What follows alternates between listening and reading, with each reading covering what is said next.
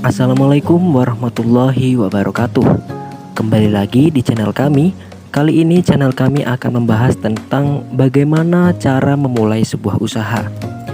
Dari pengertian wirausaha, kita mengetahui bahwa wirausaha itu adalah orang yang menjalankan suatu usaha dengan berbagai resikonya. Lalu, bagaimana cara memulai sebuah usaha? Berikut akan diuraikan beberapa tahapan untuk memulai sebuah usaha. Di antaranya adalah sebagai berikut. 1. Menentukan produk. Untuk memulai sebuah usaha, maka kita harus menentukan produk apa yang akan menjadi usaha kita.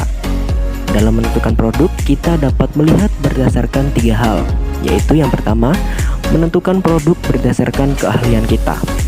Kita bisa melihat apa yang bisa kita buat, apakah kita ahli memasak atau ahli membuat kerajinan atau jasa. Jadi, dari keahlian itulah kita membuat produk untuk sebuah usaha.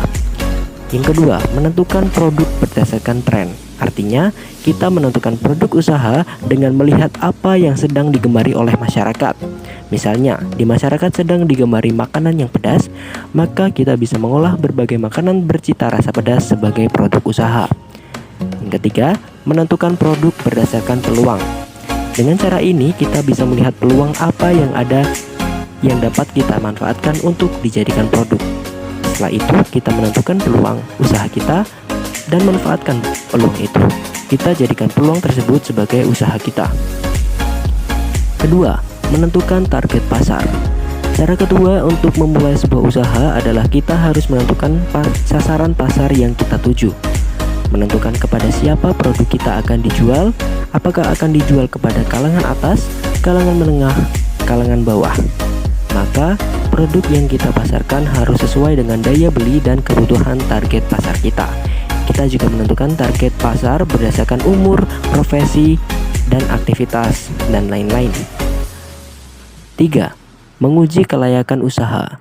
Dalam menguji kelayakan usaha yang akan kita dirikan, setidaknya ada 3 hal yang perlu diperhatikan.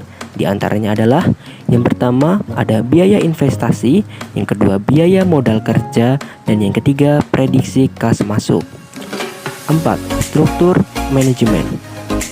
Ada 2 jenis struktur manajemen yang bisa digunakan dalam memulai sebuah usaha, yaitu struktur manajemen yang sederhana dan struktur manajemen yang rumit.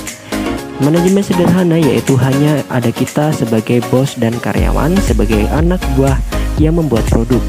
Tidak ada manajemen pemasaran, manajemen operasi, dan manajemen lainnya selain kita sendiri. Sedangkan manajemen yang cukup rumit, selain kita sebagai bos dan karyawan ada sebagai anak buah yang membuat produk, kita harus membuat manajemen lainnya seperti manajemen keuangan, operasional, pemasaran, dan lainnya. Dan di setiap manajemen tersebut memerlukan lagi berapa karyawannya. Dan kelima, modal. Dalam membuat usaha atau memulai usaha bukan hanya sebatas uang, tapi juga tenaga dan waktu. Lalu, modal tenaga dan waktu ini akan mudah didapat ketika kita memiliki keinginan yang kuat untuk memulai sebuah usaha.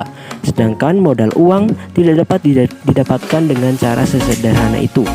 Modal uang yang dapat diperoleh melalui beberapa cara, diantaranya adalah diperoleh dari tabungan sendiri, saham, obligasi, dan lainnya. Dan yang terakhir, bentuk usaha.